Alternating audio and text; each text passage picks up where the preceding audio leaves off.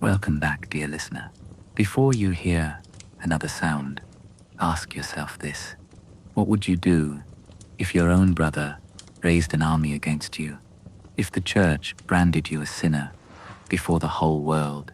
If every ally you trusted plotted in secret to take your crown? For the kings of the Plantagenet dynasty, this wasn't a nightmare. This was daily life. For 300 years, they ruled England with iron fists and restless hearts, building an empire that stretched across seas and tearing it apart with their own hands. In the next 2 hours, you'll walk their halls, stand in their battlefields, and sit in the shadows where history was decided. And when the last crown falls, you might find yourself wondering, if you were born a Plantagenet, would you have survived? But before we begin, a quick reminder to like and subscribe if you enjoy these stories and want to hear more. Your support helps us continue bringing these journeys through history to life, and we'd love to hear from you. Share with us in the comments what time it is, where you are, and where you're listening from. It's always fascinating to see how far our stories reach. Now, sit back, relax, and let's begin our journey into the past. The Plantagenet story begins in the shadow of chaos. England in the mid-12th century was a kingdom without a clear ruler, torn apart by nearly 2 decades of civil war between the forces of King Stephen and the supporters of Empress Matilda. Castles changed hands as quickly as the seasons, villages burned under the march of rival armies, and lawlessness spread through the countryside like a creeping fog. Out of this turmoil emerged Henry, Matilda's son, a young man with the blood of Normandy and Anjou in his veins, and a mind already sharpened by the intrigues of war. In 1154, he claimed the throne as Henry II, the first Plantagenet king, not by gentle inheritance, but through the sheer force of political will and military determination. His coronation was not the end of England's troubles. It was the beginning of a dynasty that would shape the nation for centuries. A family whose strength would be matched only by its own capacity for self-destruction. The world Henry stepped into was still scarred from the anarchy. Roads were unsafe, choked with the ruins of skirmishes and the wreckage of looted carts. Many lords had built illegal fortresses during the chaos, using them as strongholds to control nearby lands. Common people whispered of famine, of thieves who posed as soldiers, and of markets where coin had lost its value. The church bells still rang, but often as warnings rather than calls to prayer. It was into this fractured realm that Henry rode, his arrival in London greeted with cautious hope. He promised not just stability, but the return of royal justice, an idea that had almost vanished from memory. Henry's claim to the throne was not merely a matter of blood. His marriage to Eleanor of Aquitaine, one of the most powerful and influential women in Europe, brought with it a vast swath of territory in France. Together, their dominions stretched from the Scottish border to the Pyrenees, making them rulers of the most extensive realm any English monarch had ever controlled. But with size came fragility. Each province had its own customs, its own rivalries, and its own ambitions. Henry knew that to hold this empire together, he would need more than soldiers. He would need laws, order, and a court that commanded respect. One of his earliest acts as king was to dismantle the makeshift castles that had sprung up during the Civil War. These adulterine fortresses were symbols of lawlessness, and their destruction was a public show of the king's intent. Yet the task was as much about politics as it was about power. Each demolition was a negotiation, a careful balance of strength and diplomacy to avoid sparking new rebellions. Henry's court began to take shape during this time, an uneasy gathering of ambitious nobles, clerics, and knights, all bound by the king's will but each carrying their own hidden motives. Henry's energy was legendary. Chroniclers wrote of a man who never sat unless necessary, who rode tirelessly across his lands inspecting justice, settling disputes, and enforcing order. His reforms touched every corner of the kingdom: standardized coinage, a system of itinerant judges, and a revival of royal authority in the shires. Yet, for all his vigor, there was a restlessness about him, a refusal to be still, as though he feared that standing in one place too long would allow his enemies to gather strength. But Henry's England was not without resistance. The memory of the anarchy still lingered in the hearts of those who had grown powerful during the years of chaos. Some lords resented the return of a strong central monarchy. Others saw Henry's extensive holdings in France as a distraction from England's needs. And then there was the Church, whose authority rivaled the king's own. Relations between crown and altar were uneasy, and the seeds of future conflict were already being sown. The people, however, began to feel the difference. Trade slowly revived as roads became safer, markets reopened, and fairs once again drew merchants from distant towns. The king's presence was felt in every corner of the realm, not as a distant figurehead, but as an active, relentless force. The Plantagenet name began to take root in the minds of his subjects, associated with power, order, and a certain ruthless efficiency. Still, the peace was fragile. On the edges of his territories, Welsh princes tested his borders, and in the north, the Scots watched for weakness. In France, rival lords eyed the sprawling Plantagenet holdings with envy, knowing that a single misstep could invite invasion. Henry's reign had begun with promise, but it rested on a delicate web of loyalty, fear, and political calculation. One wrong move could bring it all crashing down. And yet, in those early years, it seemed as if the new king might succeed where others had failed. He was young, strong, and shrewd beyond his age. His marriage was a political triumph, his realm vast and rich. Even his enemies admitted that his vision for England was formidable. But as history would soon prove, the greatest dangers to a king often come not from without, but from within his own family. Eleanor of Aquitaine was no ordinary queen. Fiercely intelligent and politically astute, she had once been married to the King of France before wedding Henry.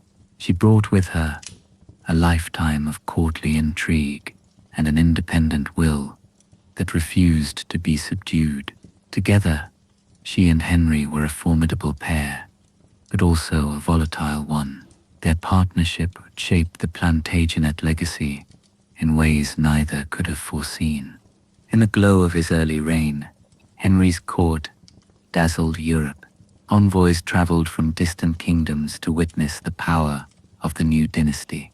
Chroniclers spoke of a golden age, of a monarch who could match the great rulers of the continent. Yet even in these moments of triumph, the Plantagenet story carried the faint echo of the storms to come, storms that would not be weathered by strength alone. For now, the crown sat firmly upon Henry's head. The land was healing, the markets were stirring, and the roads once more echoed with the sounds of life rather than war. But beneath the calm, the cracks were already forming. In the years ahead, those cracks would widen into rifts, and the man who had forged the Plantagenet crown would live to see it nearly shattered by the very hands that should have defended it. Henry II was not a king content with the mere appearance of order. He wanted it carved into the bones of his realm. From the moment he secured the crown, his days became a relentless march between court and countryside, between the clamor of his knight's armor and the quieter, more enduring authority of parchment and ink. To rule such a sprawling dominion, England, Normandy, Anjou, Aquitaine, he would need more than the sword. The hammer might forge the crown, but the quill would make it unbreakable. His court became the living engine of governance. Within the timbered halls of his great houses, clerks bent over rolls of vellum, their quills scratching through the hours by candlelight. Laws were codified, fines recorded, and judgments dispatched to every corner of the kingdom. The itinerant justices, royal judges who carried the king's authority into even the most remote shires, became the backbone of a new system. They traveled with armed escorts through muddy lanes and winter storms, ensuring that the king's justice reached places where for decades only barons' whims had ruled. These reforms would come to be known as the foundations of English common law, but at the time, they were nothing short of revolutionary. Henry understood that justice was power, and power was best kept in the king's hands. Under his rule, the crown became the ultimate arbiter of disputes. From the squabbles of peasants to the quarrels of lords, it was not charity, it was control. By ensuring that all roads to justice led back to him, Henry bound his subjects more tightly to the monarchy than any garrison of soldiers could have managed. And yet, he was no cloistered bureaucrat. The same king who dictated laws by lamplight also led campaigns to secure his lands, riding at the head of his men with the tireless energy that had already become his trademark. He was as much a warrior as he was an administrator. In the north, he fortified the borders against Scottish incursions. In Wales, he built and rebuilt strongholds, pushing the frontier deeper into contested lands. Across the Channel, his armies ensured that his French territories remained under Plantagenet control. He negotiated truces with one hand while ordering sieges with the other. His enemies found him unpredictable, not out of recklessness, but because he refused to be bound by any single approach to power. But while the hammer and the quill made him formidable, they also made him feared. Many lords chafed at the loss of their independent courts and private armies. They had thrived in the lawless freedom of the anarchy, and now found themselves once more under the shadow of royal authority. Some submitted outwardly while nursing quiet resentments, their loyalty thin as parchment. Henry, ever wary, kept them close enough to watch yet distant enough to remind them of their place. This balance of force and law was tested in his dealings with the church. In Henry's mind, the clergy, like the nobility, were subjects of the crown, answerable to royal justice. But in the eyes of the church, its members were under the sole jurisdiction of ecclesiastical courts. It was a dispute that had festered for generations, but Henry had no patience for compromise. To him there could be no divided authority within his realm. His choice of Thomas Becket, a close friend and loyal chancellor, as Archbishop of Canterbury seemed, at first, a masterstroke. He believed Becket would be a willing ally in bending the church to the king's will. At first, the plan worked. Becket was a man of political skill, deeply familiar with the machinery of power. Yet, upon taking holy orders, he transformed. The chancellor, who had once dined in armor, now donned the robes of a churchman and took his duties with unexpected severity.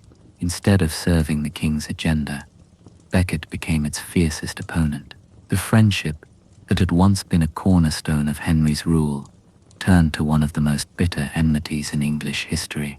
While this rift was yet to explode into open conflict, the tension already pulsed beneath the surface of Henry's reign.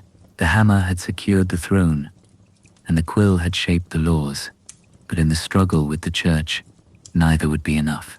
The power Henry had worked tirelessly to centralize now faced its most dangerous rival, not on the battlefield, but within the very sanctuaries of England's cathedrals. Beyond the court and its intrigues, the people felt the reach of these reforms in ways both subtle and profound. Markets thrived under the stability brought by royal law. Disputes that once ended in blood could now be settled in the king's courts. Even the poorest villager could, in theory, appeal to the king's justice, though the road to such appeals was long and often expensive. The sense that England had one ruler, one law, and one authority began to take root. Yet for Henry, stability was never enough. He was driven by an almost compulsive need to strengthen the crown, to knit together the far-flung lands of his empire into something that could endure beyond his lifetime. He rode from castle to castle, presiding over councils in smoky great halls, listening to petitions from weary travelers and proud barons alike. Every conversation was another thread in the vast tapestry of Plantagenet rule, each decision a stone laid in the foundations of a dynasty. Still, the seeds of future storms were already sown. Henry's ambitions, vast as his territories, were beginning to strain against the loyalties of those closest to him. His sons grew up in a world where the Plantagenet crown was an empire unto itself, and where the shadow of their father's authority loomed over every choice they made. They had learned from him the value of power, but they had also learned the cost of being denied it. And so, as the hammer and the quill continued their work, the next chapter in the Plantagenet saga was quietly taking shape. It would not be written in royal decrees or sealed with wax, but in the betrayal of blood. Soon Henry would discover that the most dangerous rebellions were not fought on the edges of the kingdom. They were born in the heart of his own family. The quarrel between King Henry II and Archbishop Thomas Becket was more than a personal feud. It was a battle over the very soul of England. For years, the Church had claimed a jurisdiction separate from the Crown, a sacred immunity that allowed clergy to be judged only in ecclesiastical courts. To Henry, this was not only a challenge to his authority, it was an open invitation to lawlessness. Clergymen who committed crimes could escape the king's justice simply by donning their robes, and in Henry's England, there could be no law but his own. When Henry placed Becket in Canterbury's highest seat, he believed he had secured an ally who would bend the church toward the throne. But Becket's transformation upon becoming archbishop stunned everyone. He abandoned the lavish feasts, the hunting parties, and the fine clothes of his chancellorship. He lived simply, even austerely, and began to defend the rights of the church with a zeal that turned his former friend into his fiercest rival. Every attempt Henry made to reign in ecclesiastical privilege met with Becket's defiance, and every defiance became a public spectacle.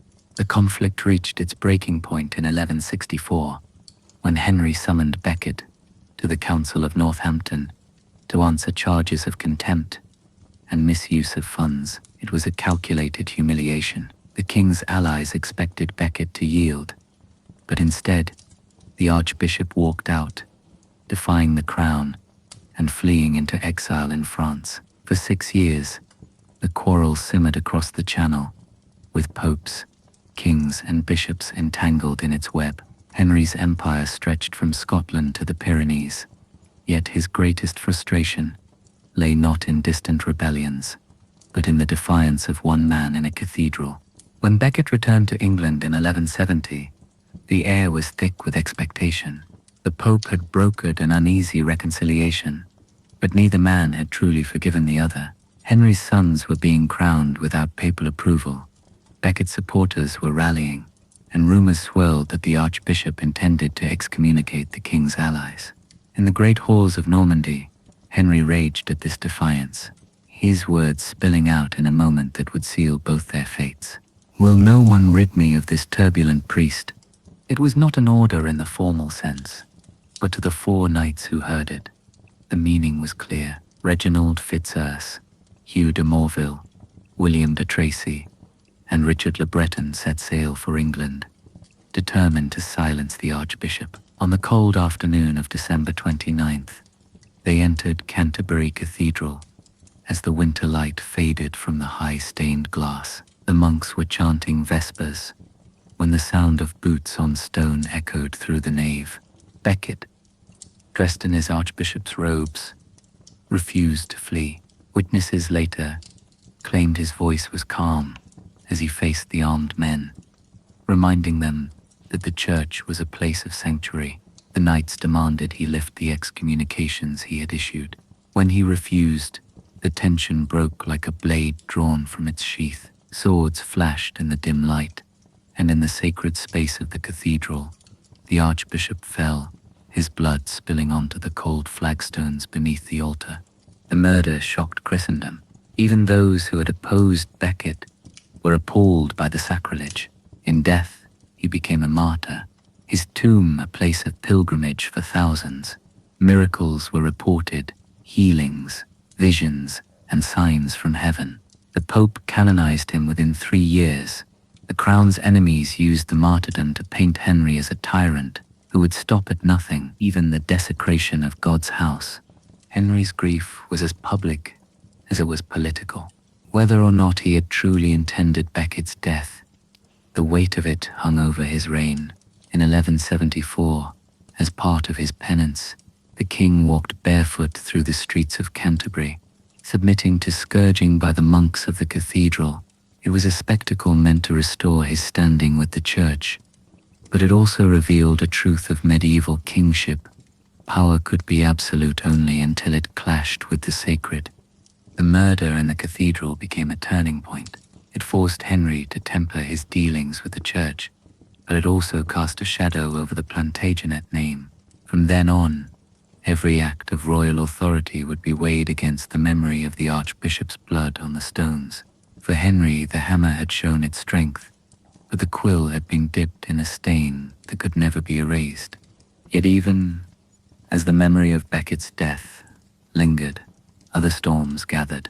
Beyond the cloisters and cathedrals, Henry's own household was becoming a battlefield. His sons, princes raised in the glow of an empire, were beginning to see not a father to obey, but a throne to claim. The age of loyalty was ending, and the age of rebellion was about to begin. The Plantagenet court had always been a place of ambition, but by the 1170s, it had become something more dangerous, a nest of rivals bound by blood, yet divided by desire. Henry II was not simply a father. He was the ruler of a vast and glittering empire, and in that empire, his 4 surviving sons, Henry the young king, Richard, Geoffrey, and John, saw not just a legacy to inherit, but pieces of it to seize for themselves. It was a family of princes raised in armor and trained in intrigue, their loyalties shaped as much by their mother as by their father. Chroniclers would later call them the Devil's Brood, a name born from both admiration and fear. The eldest, Henry the young king, was crowned during his father's lifetime in 1170, a gesture meant to secure the succession, but which created only frustration. The title gave him prestige, yet no real power. He was a king without a kingdom, forced to watch his father hold the reins of governance, while he played the role of ceremonial prince. This humiliation fermented in his heart, and whispers from ambitious courtiers fanned the flames. His resentment found an ally in his mother, Eleanor of Aquitaine, whose own patience with her husband had worn thin. Eleanor was no passive queen. She had ruled in her own right before marrying Henry, and had navigated the treacherous waters of European politics for decades. By the mid-1170s, she had grown weary of being sidelined by a husband who valued her territories more than her counsel. Worse, Henry's infidelities paraded openly were an insult she could no longer bear in silence. In the tense corridors of the royal household, she began to speak privately with her sons, planting seeds of rebellion with the skill of a seasoned tactician. Richard, her favored child, was everything a medieval warrior prince should be: tall, fearless, and utterly convinced of his right to rule. While he would one day be known as the Lionheart, in these years he was still a prince of Aquitaine, inheriting his mother's lands and her fierce independence. Geoffrey, the 3rd son, was as cunning as he was ambitious, destined for the Duchy of Brittany through marriage, but unwilling to accept any limit on his influence. And then there was John, the youngest, not yet a man but already the recipient of his father's special affection, a dangerous source of jealousy among his brothers. The spark came in 1173, when Henry attempted to carve out lands for John. Lands taken from Richard and Geoffrey. The older brothers saw it as a direct insult. Henry the young king, already restless, fled to the court of Louis VII of France, Eleanor's former husband and the boy's former stepfather. There he allied with the King of France, the Counts of Flanders and Boulogne, and a host of other enemies, eager to see the Plantagenet Empire fractured.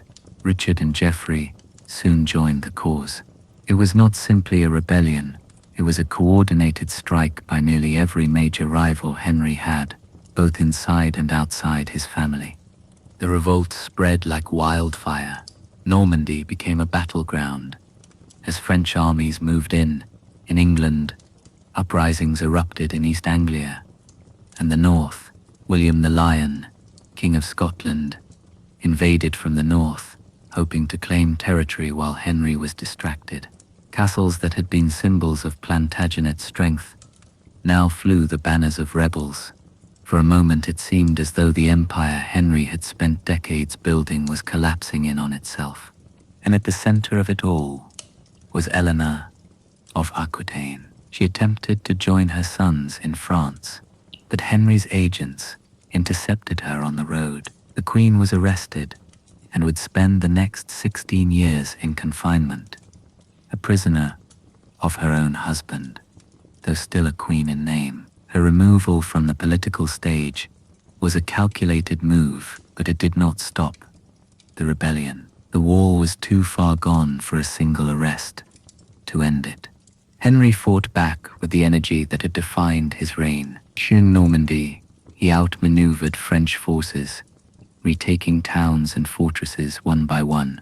In England, his loyalists crushed the uprisings, capturing key rebel leaders. The turning point came in July 1174, when William the Lion of Scotland was captured at the Battle of Alnwick, a humiliation that shattered the morale of the northern rebels. By September, the rebellion had collapsed. One by one, Henry's sons were forced to submit, swearing loyalty to the father they had tried to overthrow. The price of victory, however, was steep. While Henry had preserved his empire, the trust within his family was shattered beyond repair. The sons who knelt before him did so with clenched fists and eyes already searching for the next opportunity. Henry the young king would rebel again. Richard would one day turn his sword against his father, and Geoffrey would remain a restless schemer until his death. John the youngest learned from the conflict that survival in a Plantagenet court meant patience, and that patience could be the deadliest weapon of all. Eleanor remained imprisoned, her influence confined to letters and the occasional guarded meeting. Yet, even from her chambers, she was a presence Henry could never fully silence. The court's poets still sang of her beauty and wit, and her allies in Aquitaine kept her cause alive. The image of the Queen in captivity became a quiet but enduring symbol of defiance against the king's will. To the world, Henry emerged from the rebellion, stronger than before, his enemies humbled, his lands intact. But the truth was that the Plantagenet dynasty had entered a new phase. It was no longer bound together by ambition alone. It was held together by a fragile web of grudges, rivalries, and uneasy truces. The devil's brood had tasted rebellion, and in doing so, they had revealed a dangerous truth. The greatest threat to the Plantagenet crown would never come from foreign armies, but from the bloodline itself. As the 1170s gave way to the 1180s, Henry's power was still formidable, but the cracks were widening. The king had weathered storms before, yet the winds that now stirred around him were not those of external enemies. They were the restless tempests of his own making, and soon another chapter in the Plantagenet saga would prove that even the mightiest ruler cannot outfight the inevitable. When the dust of rebellion settled, one figure began to rise above the rest of Henry II's sons, not by compromise, but by sheer force of presence. Richard, tall and broad-shouldered, with a warrior's stride and a temperament forged in battle, had inherited his mother's lands in Aquitaine and her unyielding will. Where his brothers plotted and schemed, Richard preferred the sword. His vassals called him bold, his enemies called him dangerous, and in the courts of Europe whispers began to follow his name, whispers that would soon reach the Holy Land itself. The late 12th century was an age in which Christendom's eyes often turned eastward. Jerusalem had fallen to Saladin in 1187, sending shockwaves through Europe. Papal messengers moved from court to court, urging kings and princes to take the cross, to reclaim the holy city for Christendom. For many rulers, the crusading cause was as much about prestige and political advantage as it was about piety. For Richard, it was the perfect stage. In the crusade, he saw not only the chance to fulfill the vows of faith, but to shape his legend in the sands of an empire far from the tangled politics of his father's court. Richard's decision to take the cross was not made in isolation. Across Europe, other rulers were committing themselves to the campaign, most notably Philip II of France, his longtime rival and uneasy ally. The crusade would become as much a contest between kings as a war against Saladin. For Henry II, however, the prospect of his son leaving to fight in the East was a source of frustration and fear. It was not only that Richard's absence would leave Aquitaine exposed, but that the crusading oath gave him an independent cause, one that could overshadow his father's authority. The preparations for the crusade were immense. Ships had to be built, supplies gathered, armies raised, gold flowed from treasuries in England and France to the ports of Marseille and Genoa. The recruitment of knights and soldiers brought with it a surge of energy but also unrest, as men abandoned their fields and workshops for the lure of glory or plunder abroad. The sound of hammers on shipyards echoed across coastal towns, mingling with the chants of priests blessing the departing armies. But Richard's path to the crusade was not without blood. Tensions with his father reached a breaking point in 1189. For years, the old king had sought to balance his sons against one another, granting and withdrawing lands to maintain control. Richard, who had already allied himself with Philip II, began pressing his claims more aggressively. The final rupture came when John, Henry's youngest and favored, was revealed to be in secret negotiations with Philip. Betrayed by the son he trusted most, Henry's will to fight crumbled. In July 1189, Henry II died at Chinon, defeated more by the weight of family treachery than by the swords of his enemies. Richard ascended the throne of England with the vigor of a man who had been preparing for this moment his entire life. His coronation in Westminster Abbey was a spectacle of gold and crimson, the air heavy with incense and the solemn chants of the clergy. Yet even on that day, his mind was already in the East. The crown was not an anchor for Richard. It was a banner to carry into war. The first months of his reign were a flurry. He sold titles, offices, and even lands to finance the crusade, declaring that he would sell the city of London itself if he could find a buyer. His ruthlessness in raising funds made him both feared and respected. To the church, he was a champion of the faith.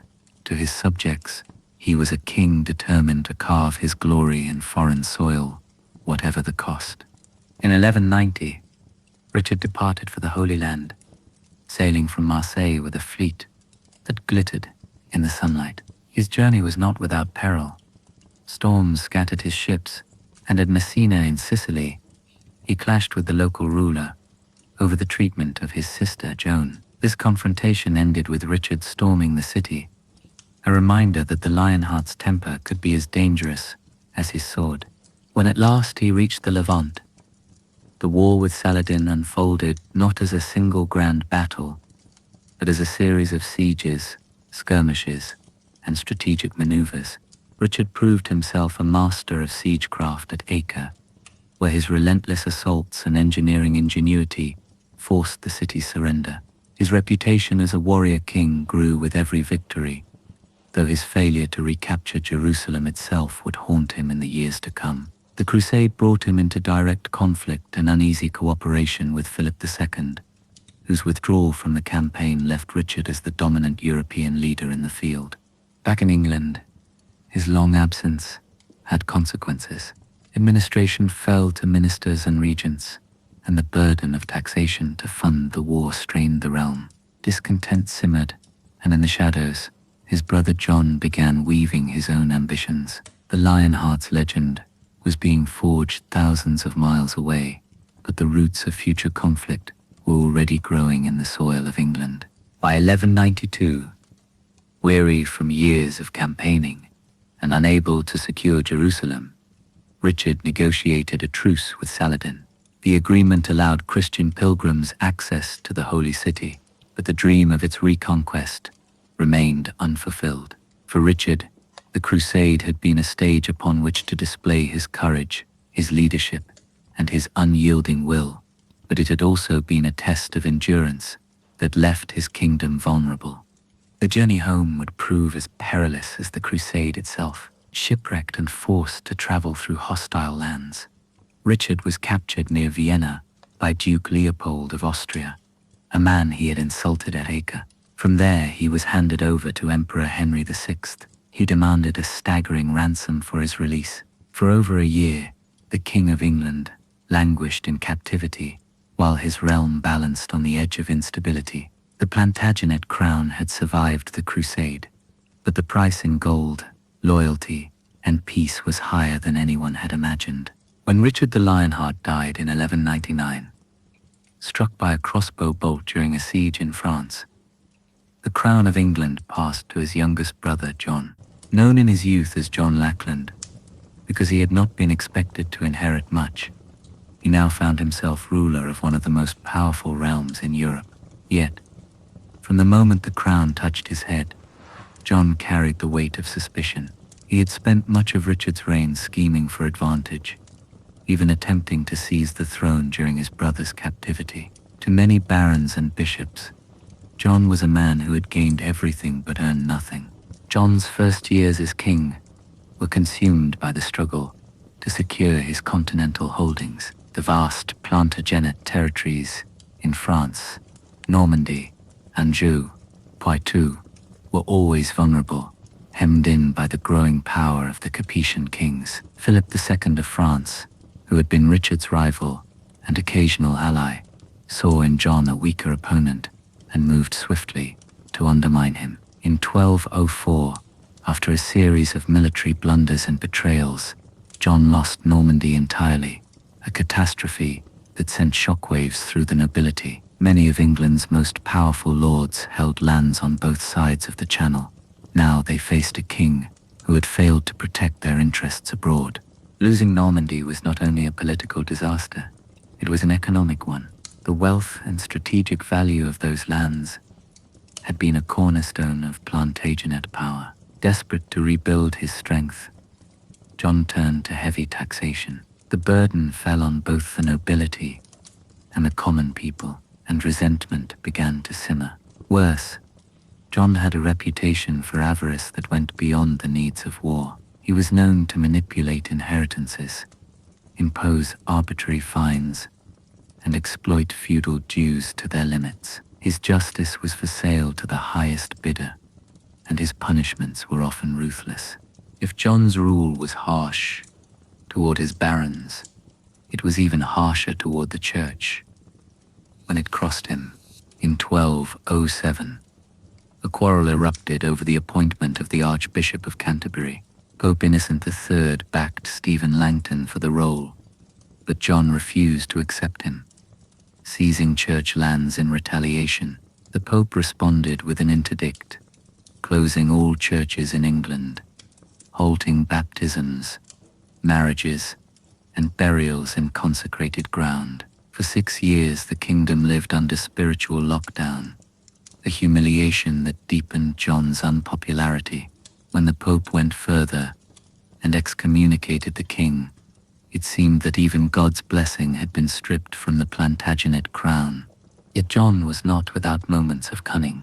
In 1213, facing the threat of a French invasion backed by the Pope, he made a calculated reversal, submitting to the papacy and offering England itself as a papal fief. By doing so, he gained the Pope's protection and undercut his enemies at a stroke. It was a maneuver that bought him time but not loyalty. His barons still saw him as a ruler who ruled by fear and took without restraint. The breaking point came in 1214. John's attempt to reclaim lost French lands ended in disaster at the Battle of Bouvines, where his allies were crushed by Philip II. Returning to England in defeat, John faced a nobility no longer willing to tolerate his demands. That winter, in secret meetings and whispered councils, they began to plot open resistance. By spring, their demands were no longer requests, they were ultimatums. In May 1215, rebel barons seized London, forcing John into negotiations. The result was a meeting on the meadow of Runnymede, where the king faced his opponents across the green expanse beside the River Thames. Here, on June 15th, John sealed a document that would outlast his dynasty, the Magna Carta. It was not, in its time, a sweeping declaration of universal rights. Rather, it was a peace treaty, a list of concessions meant to bind the king to the law, limit his power over the nobility, and safeguard the rights of the church and towns. Yet the symbolism of that moment was powerful. For the first time, an English monarch had been compelled to place his seal on a charter that acknowledged limits to royal authority. Among its clauses were protections against unlawful imprisonment, promises of swift justice, and constraints on taxation without the consent of the realm's leading men. Though John had agreed to it under duress, the Magna Carta would echo through centuries of English law and beyond, shaping ideas of liberty far from the fields of Runnymede. John, however, never intended to keep his word. Within weeks, he appealed to the Pope to have the charter annulled, plunging the kingdom into civil war, the First Barons' War. Rebel forces invited Prince Louis of France to take the English throne, and for a time it seemed that the Plantagenet crown might pass to a foreign ruler. But in 1216, before the struggle could reach its climax, John fell ill during a campaign in eastern England. Feverish and weakened, he died at Newark Castle on October 19th, leaving the crown to his 9-year-old son, Henry III. John's reign was marked by loss of lands, of loyalty, and of trust. Yet, in the crucible of his failures, a seed had been planted. The Magna Carta, born of rebellion and sealed in reluctant wax, would outlive him, outlive his son, and outlive the Plantagenet line itself. Its promise that even a king must answer to the law would remain a touchstone long after John's name had become a byword for tyranny. In the autumn of 1216, England was a kingdom on the edge. King John was dead, but the war he had ignited burned on. Rebel barons still held London. Prince Louis of France claimed the throne. Castles stood divided in their loyalties, some flying the Plantagenet lions, others the fleur-de-lis. Into this storm stepped a boy of 9, Henry, son of John and heir to a fractured crown. Too young to rule in his own right, he was placed under the guardianship of William Marshal, Earl of Pembroke, a man whose loyalty, honor, and military genius had long been respected on both sides of the Channel. Marshal moved swiftly to secure the kingdom. In a coronation hurried by necessity, Henry was crowned at Gloucester Abbey with a simple golden circlet borrowed from his mother's jewelry. It was all the regalia they had. There was no pomp, no great procession. The focus was survival. Marshal issued a bold declaration. The new king would uphold the Magna Carta, sealing it once more as a gesture of reconciliation. The move won back wavering barons, and within a year French forces were defeated at the Battle of Lincoln. Louis renounced his claim, and the boy king's throne was safe for the moment. Henry's early reign was defined by regency. First Marshal, then Hubert de Burgh, acted as the true powers behind the crown. They worked to restore the kingdom's finances, strengthen fortifications, and re-establish the authority that John's rule had eroded. But as Henry grew into adulthood, the kingdom's stability began to depend less on his protectors and more on his own decisions, a shift that would expose both his strengths and his weaknesses. Where his father had been ruthless and feared, Henry was pious, courteous, and deeply attached to the rituals of the church. He poured vast sums into religious foundations, sponsoring abbeys, cathedrals, and shrines. The rebuilding of Westminster Abbey into the grand Gothic church we know today was his vision. Yet his devotion to beauty and ceremony often came at the expense of practical governance. While he knelt in prayer or discussed the details of stained glass windows, The machinery of state faltered under mismanagement and favoritism. Henry's court became a haven for his wife's relatives and foreign advisors, especially those from his mother's native Provence, and his wife, Emily's Savoyard kin. English barons, already wary of outsiders, bristled at the influence these newcomers wielded. The king's generosity to his favorites drained the treasury, forcing him to levy new taxes, always a dangerous move for a monarch whose father had been overthrown for similar grievances. Beyond the walls of Westminster, the realm faced renewed instability. In France, the Plantagenets held only Gascony, a fragment of their once mighty continental empire, and even that was under threat from the Capetian kings. In Wales, native princes pushed back against English encroachment, reclaiming lands through a mixture of diplomacy and force. In Scotland, alliances shifted uneasily, always with an eye toward England's internal troubles. Henry's reign saw moments of genuine statesmanship. He pursued peace with Scotland and made treaties to secure Gascony, showing skill as a negotiator when the need arose. Yet his inability to control his spending and his reliance on unpopular advisors steadily eroded his support among the nobility. Resentment simmered quietly at first, then began to boil over in the 1250s, when a series of military and financial failures led to open demands for reform. In 1258, a group of powerful barons confronted Henry at Westminster. They forced him to accept the provisions of Oxford, a set of reforms that limited his authority and placed the governance of the realm in the hands of a council. It was, in essence, a second Magna Carta moment, a reminder that the English crown was not beyond restraint. For a time, England was ruled not solely by the king but by a fragile alliance between monarch and baronage. The uneasy balance collapsed into civil war in 1264, a conflict known as the Second Barons' War.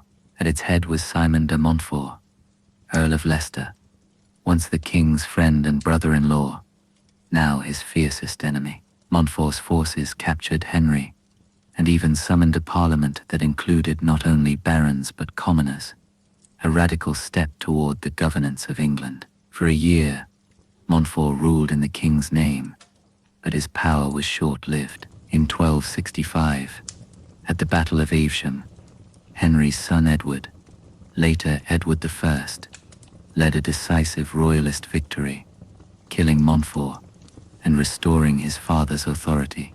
Though Henry remained on the throne until his death in 1272, his final years were marked by exhaustion rather than triumph.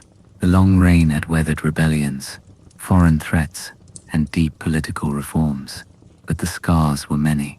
His legacy was mixed. He had been a builder of beauty, a king of faith, but also a ruler whose misjudgments had nearly cost the Plantagenets their crown. When Henry died, his son Edward inherited a realm more centralized and politically aware than the one his father had taken as a boy. The struggles of Henry's reign, its councils, charters, and parliaments, had begun to define a new relationship between king and kingdom. The Plantagenet line had survived the shadows over the throne, but it had emerged into a world where royal power could no longer stand unchallenged. When Edward ascended the throne in 1272, the Plantagenet crown rested on the head of a man forged in war and tested in rebellion. He had fought alongside his father in the Second Barons' War, taken part in the Crusades, and earned a reputation as a commander who combined ruthless efficiency with a keen understanding of political theatre. Tall, broad-shouldered, and commanding in presence, Edward was every inch the warrior king his age demanded. His reign would be defined not by survival, as his father's had been, but by conquest, and by the attempt to forge a united kingdom through force. Edward's accession was unusually smooth for a medieval monarch. His father's long reign had given the realm a measure of stability, and his own victories against Simon de Montfort had won him the loyalty of many powerful barons. Yet even in these early days, Edward understood that loyalty was a currency easily spent. He moved swiftly to affirm his right to rule, confirming the charters granted by his predecessors and rewarding key supporters with lands and privileges. The message was clear: Edward was both the guardian of tradition and the bringer of order. The first great challenge of his reign lay to the west. Wales, long a patchwork of independent principalities, had never been fully subdued by the English crown. Its most formidable leader, Llywelyn ap Gruffudd, known as Llywelyn the Last, had taken advantage of Henry III's weaknesses to consolidate power. Edward, however, was not his father. In 1277, he launched a campaign against Llywelyn, combining military might with calculated diplomacy. English armies advanced along multiple fronts, supported by a network of newly built castles that would become enduring symbols of conquest. The Treaty of Aberconwy forced Llywelyn into submission, but the peace was uneasy. When rebellion broke out again in 1282, Edward responded with overwhelming force. The Welsh resistance was fierce and deeply rooted in the mountains and valleys. But Edward's war machine, well-funded, disciplined, and backed by logistical mastery, proved unstoppable. Llywelyn was killed in battle, and his brother Dafydd was captured and executed, marking the end of native Welsh independence. To cement his victory, Edward ordered the construction of massive stone fortresses, Caernarfon, Conwy, Harlech and others, architectural marvels that proclaimed English dominance as much as they defended it. Conquest was only part of Edward's vision. He sought to knit his expanding realm together through law and administration. The Statutes of Westminster and other legislative reforms standardized legal procedures, strengthened royal justice, and curtailed certain feudal abuses. Edward was a builder of institutions, as well as of castles, and his reign saw the development of Parliament into a more regular and influential body, with representation from both the nobility and the commons. These changes were as much about consolidating his control as they were about governance, but they laid foundations that would endure for centuries. Edward's ambitions did not stop at Wales. When the Scottish throne was left vacant after the death of Alexander III in 1286, and his heir, the young Margaret, Maid of Norway, died soon after, a succession crisis unfolded. The Scots invited Edward to arbitrate between rival claimants, a decision they would come to regret. Edward declared himself overlord of Scotland, a claim that quickly led to war. In 1296, his armies invaded, capturing key strongholds and humiliating the Scots by taking the Stone of Scone, the ancient coronation seat of their kings. But Scotland was not Wales. Resistance flared under leaders like William Wallace, whose victory at Stirling Bridge in 1297 became a rallying cry for independence. Edward responded with characteristic ferocity, defeating Wallace at Falkirk the following year and pursuing the war with relentless determination. Even so, the conflict dragged on, costly in both men and treasure, and Scotland remained a land not fully tamed. War on multiple fronts strained Edward's resources. To fund his campaigns, he demanded ever greater taxes, not only from the nobility, but from merchants and townsmen. His heavy levies on the Jewish community and eventual expulsion of Jews from England in 1290 revealed both the fiscal pressures of his reign and the prejudices of his time. While many chroniclers praised his vision and discipline, others began to see a harder truth. The warrior king's appetite for conquest risked exhausting the kingdom's strength.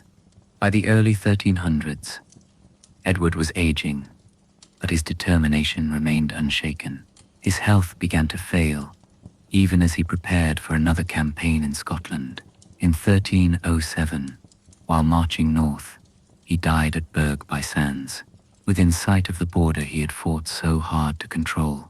His body was returned to Westminster, where he was buried with the inscription, Edwardus Primus, Scotorum Malleus, Edward of Thars, Hammer of the Scots. Edward's reign transformed the map of the British Isles. Wales was bound to the English crown, its culture and governance reshaped by conquest. Scotland, though never fully subdued, had felt the weight of Plantagenet ambition. His legal reforms and administrative measures strengthened royal authority, while his building projects left an enduring mark on the landscape. Yet his legacy was double-edged. The power he amassed for the crown also set the stage for future conflicts, as his successors struggled to maintain the empire he had built. The Plantagenet name now carried the aura of military dominance, but also the shadow of endless war. The warrior king had expanded the reach of his dynasty, but in doing so, he had sown the seeds of the struggles that would define the next generation. Edward II inherited the throne in 1307, stepping into a legacy of conquest and authority forged by his father, Edward I, the Hammer of the Scots. But unlike the towering warrior who had commanded respect across Europe, the new king had neither the iron will nor the disciplined temperament to maintain the vast, hard-won Plantagenet dominion. Tall and handsome, with an easy charm that won him personal affection, Edward lacked the strategic vision and political cunning necessary to hold together an empire built through blood and fear. From the beginning, whispers followed him that he preferred pleasure to governance, that his tastes were unkingly, that his closest companions held more sway over him than the crown itself. His reign began with a gesture that shocked many in the court: the recall of Piers Gaveston, his favorite and companion, whom Edward I had exiled for his disruptive influence. Gaveston was witty, flamboyant, and dangerously arrogant. He dressed in silks and jewels more suited to a prince than a knight, mocked the great lords with cutting nicknames, and flaunted his closeness to the king in ways that bred open resentment. Chroniclers recorded that Edward granted him lands, titles, and even the honor of carrying the crown at his coronation, an act seen as an insult to England's most powerful nobles. It was the first crack in the fragile trust between the monarch and his baronage. While court politics simmered, Scotland, so recently brought to heel by Edward I, erupted again in rebellion. Robert the Bruce, crowned King of Scots, in 1306, waged a brilliant guerrilla war, avoiding open battle until the moment was right. That moment came in June 1314, at the Battle of Bannockburn, where Edward II led a massive army north to crush Bruce's forces. Instead, the English suffered a humiliating defeat that secured Scottish independence for a generation. The loss was more than military. It shattered the aura of Plantagenet invincibility that Edward I had built over decades. In the taverns of London and the halls of Europe, Edward II's name became synonymous with failure. At home, his favoritism deepened divisions. When Gaveston was exiled again under baronial pressure, Edward brought him back within months. This defiance ended in tragedy. Gaveston was captured by a faction of lords and executed in 1312. The king's grief was real and profound, but it hardened into mistrust toward his nobility. In Gaveston's place, new favorites arose: Hugh Despenser the elder and his son, Hugh the younger. The younger Despenser's ambition knew no bounds. He accumulated vast estates, often at the expense of other nobles, and used his influence over the king to settle personal feuds. By 1321, resentment boiled over into open rebellion. The Despenser War saw barons rise against the crown, briefly forcing Edward to banish the Despensers, but the king struck back with ruthless efficiency, recalling them within months and crushing his enemies at the Battle of Boroughbridge. Many rebel leaders were executed, their lands seized, their families ruined. For a moment it seemed Edward had regained control, yet his harsh reprisals planted the seeds of his downfall. Among those alienated was Queen Isabella, daughter of the King of France. Once a dutiful wife, she grew increasingly distant as Edward's obsession with the Despensers eclipsed all else. sent to France in 1325 to negotiate a treaty. Isabella refused to return. Instead, she formed a political alliance and a romantic partnership with the exiled Marcher Lord Roger Mortimer. Together they planned an invasion to depose the king. In September 1326, Isabella and Mortimer landed in England with a small force. The speed of their advance was astonishing. Discontented nobles and commoners alike rallied to their cause. Edward, deserted by most of his supporters, fled west with the Despensers, but their flight ended in capture. Hugh the Younger was executed in a gruesome display, his father hanged in Bristol. Edward himself was forced to abdicate in January 1327, the first English king to be deposed by his own subjects. His 14-year-old son was crowned Edward III, with Isabella and Mortimer acting as regents. Edward II's final months remained shrouded in intrigue and rumor.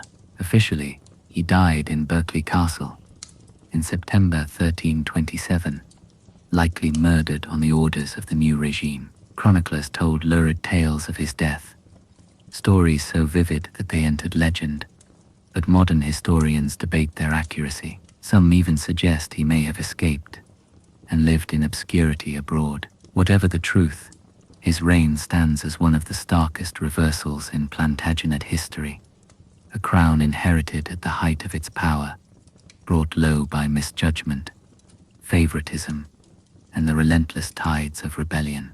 The Plantagenet name survived, but the stability Edward's father had fought for was gone. The king's fall was a reminder that in medieval England, the throne was never secure. It was only ever held for as long as one could command the loyalty, or at least the fear, of those powerful enough to take it away. Edward III came to the throne in 1327, as a boy of 14, crowned amid the political dominance of his mother, Queen Isabella, and her ally and lover, Roger Mortimer. Officially, they ruled as his regents, but in reality, they governed as if the crown were their own. Mortimer enriched himself with lands and titles, humiliated the young king by taking control of military campaigns, and alienated many of the nobility. Edward, outwardly compliant, learned a valuable lesson in his youth. Power could be stolen, if not guarded closely. By 1330, the boy had become a man determined to rule in his own right. In a daring coup, he seized Mortimer at Nottingham Castle, using a secret passage to bypass the guards. Mortimer was executed for treason, and Isabella was sent into comfortable but permanent retirement. From that moment, Edward III ruled as he believed a king should, decisively, ambitiously, and with the full measure of his authority. His early years were spent reasserting English influence in Scotland, where Robert the Bruce's death in 1329 had left a young and inexperienced heir, David II. In 1333, Edward scored a crushing victory at the Battle of Halidon Hill, installing his ally Edward Balliol as a puppet king. But Scotland, resilient as ever, continued to resist, and David II would return from exile to reclaim his throne. It was in France, however, that Edward saw the greatest opportunity for glory. Through his mother, he had a claim to the French crown after the death of King Charles IV in 1328. The French rejected this claim, invoking the Salic law, which barred inheritance through the female line, and crowned Philip VI instead. For several years, the dispute simmered while both kingdoms jostled for influence, particularly in the wealthy Duchy of Gascony. By 1337, tensions erupted into open conflict, and Edward formally claimed the title King of France, igniting what would become the 100 Years' War. The opening campaigns showcased Edward's military genius. In 1340, at the naval Battle of Sluys, he destroyed the French fleet in a decisive engagement that gave England control of the Channel. In 1346, he led an invasion of Normandy, culminating in the legendary Battle of Crécy. Here, Edward's disciplined use of longbowmen shattered the French cavalry, heralding a new era of warfare. Among the English ranks was his eldest son, Edward of Woodstock, better known as the Black Prince, whose courage and command at the age of 16 became part of chivalric legend. Edward's victories were not only on land. The siege of Calais in 1347 secured England a vital stronghold, which would remain in English hands for over 2 centuries. Chroniclers record that when the starving city finally surrendered, Edward demanded that 6 of its leading citizens come before him, barefoot, with ropes around their necks, ready for execution. The intercession of Queen Philippa spared their lives, a moment that cemented her reputation as a merciful queen, in contrast to her husband's steely resolve. Yet the glory of war was shadowed by catastrophe at home. In 1348, the Black Death reached England, killing perhaps a third to half of the population. Villages were abandoned, labor shortages upended the economy, and social tensions began to rise. Edward maintained the war effort despite the devastation, but the plague altered the kingdom in ways even a victorious king could not control. The later years of Edward's reign were marked by further triumphs abroad.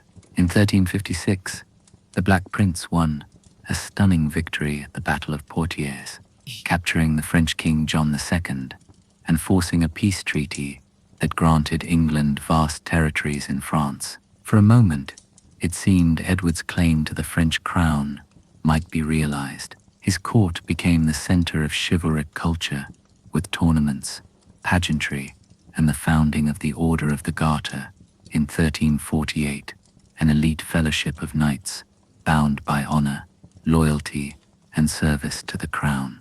But time wears down even the strongest monarch. The later 1370s brought setbacks in France, the loss of key territories, and the decline of the Black Prince's health. At home, the king's aging body and reliance on favorites led to political friction. By the time of Edward's death in 1377, the Plantagenet empire he had built was already showing signs of strain, but his legacy as a warrior king and patron of chivalry remained unmatched. Edward III left behind a kingdom richer in prestige than it had been in decades, a dynasty strengthened in name and legend, and a war that would outlive him by more than half a century. The Plantagenet crown gleamed brightly in his time, but its brilliance, as history would prove, carried the seeds of future turmoil. Richard II became king in 1377, at the tender age of 10, inheriting not only the throne, but also the shadow of his grandfather, Edward III, whose long and glorious reign had filled England with pride and ambition. His father, Edward the Black Prince, had died the year before, leaving the boy without the man who might have guided him through the labyrinth of Plantagenet politics. Instead, Richard's early years were shaped by a council of regents dominated by his uncles, John of Gaunt, Duke of Lancaster, Edmund of Langley, and Thomas of Woodstock.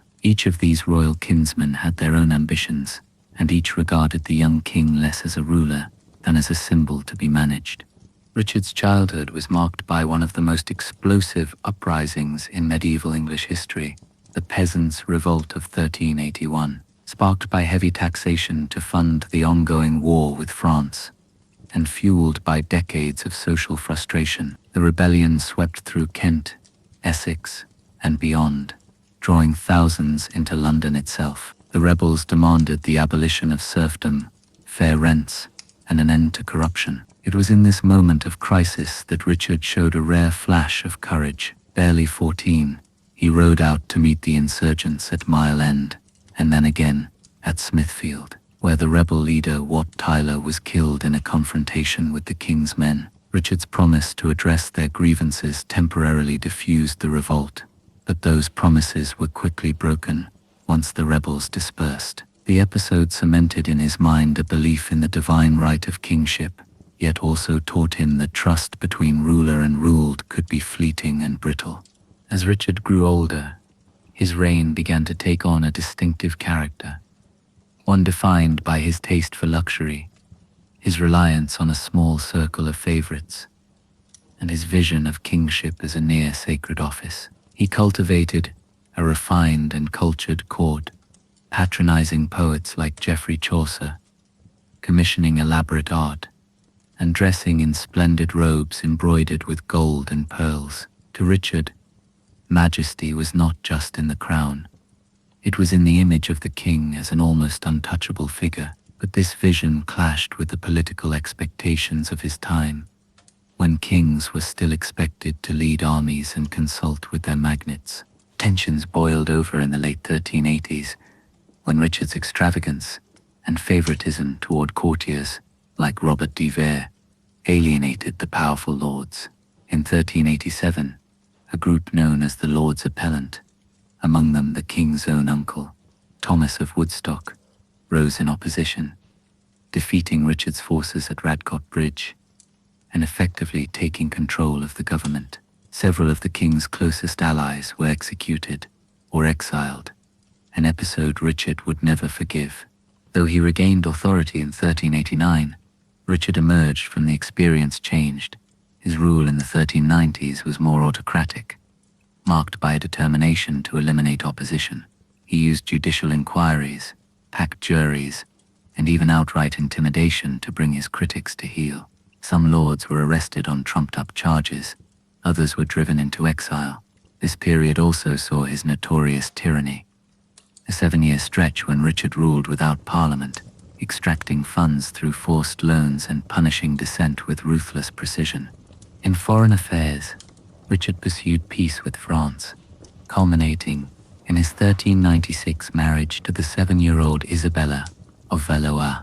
The union secured a 2-decade truce in the 100 Years' War, but it was deeply unpopular among those who saw it as a humiliating concession. Meanwhile, Richard alienated the great houses of England by confiscating lands and titles, most disastrously when he moved against his cousin, Henry Bolingbroke, Duke of Hereford and son of John of Gaunt.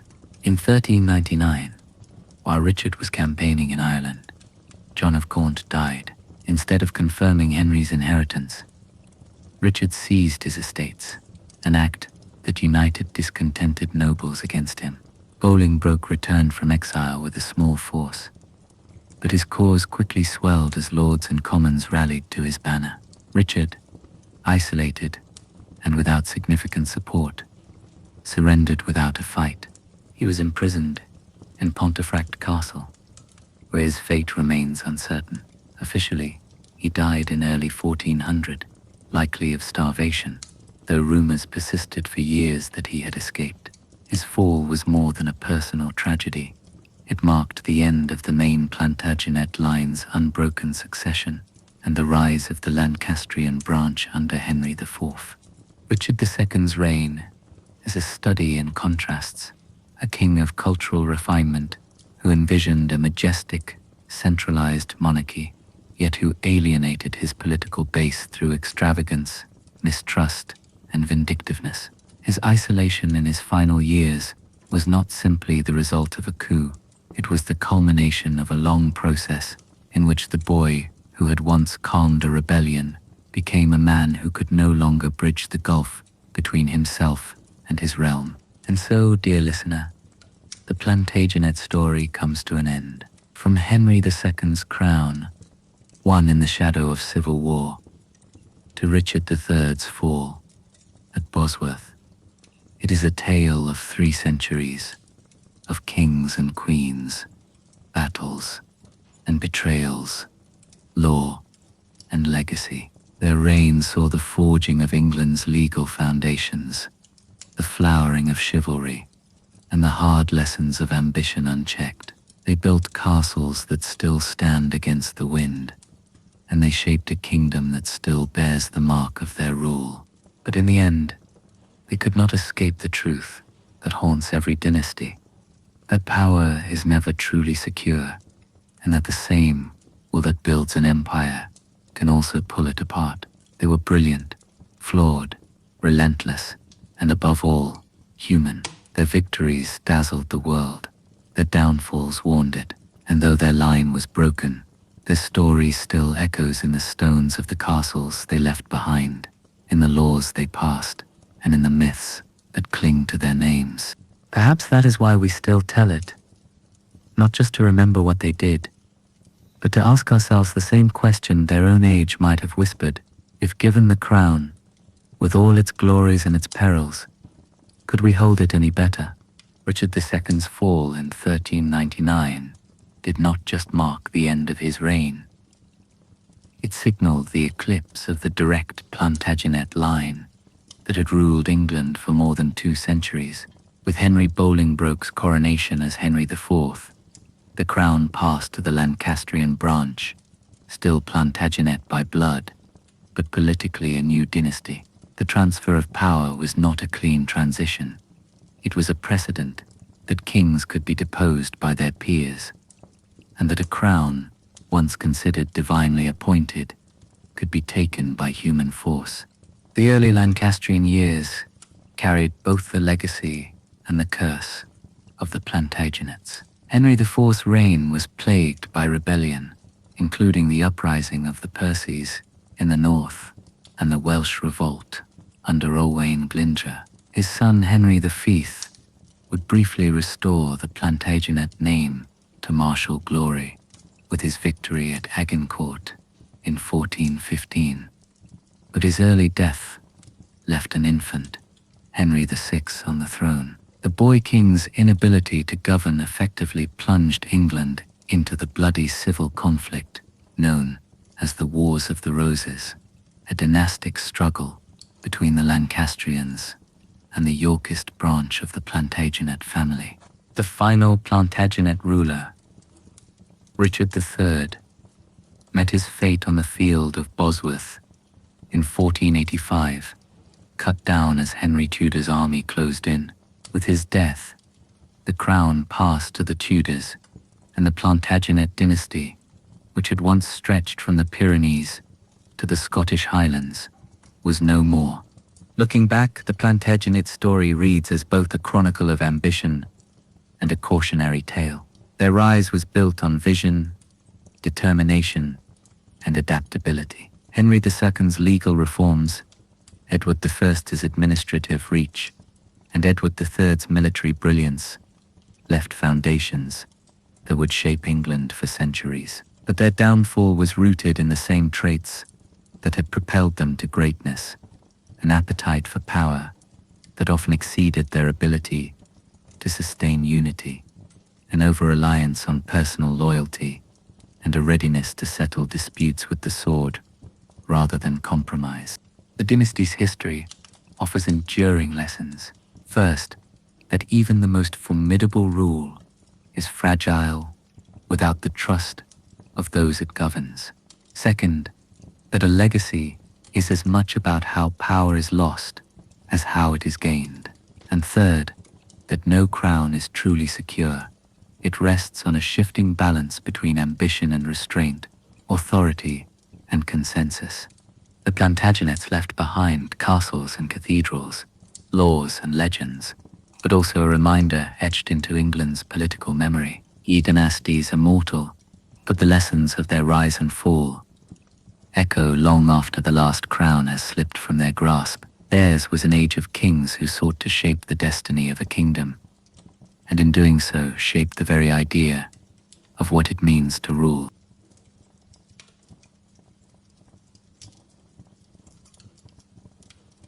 And so, dear listener, the voices of this chapter grow quiet, the clamor of kings and battles fading into the stillness of the present. You've traveled with us through the corridors of history, walked the silent halls where crowns once gleamed, and listened to the whispers of centuries past. But there are still more stories waiting, hidden in the shadows, waiting to be told. Until we return with another chapter of intrigue, ambition, and forgotten truths. For now, we'll leave you with the whisper of crackling firewood and let your dreams carry you into tonight's story.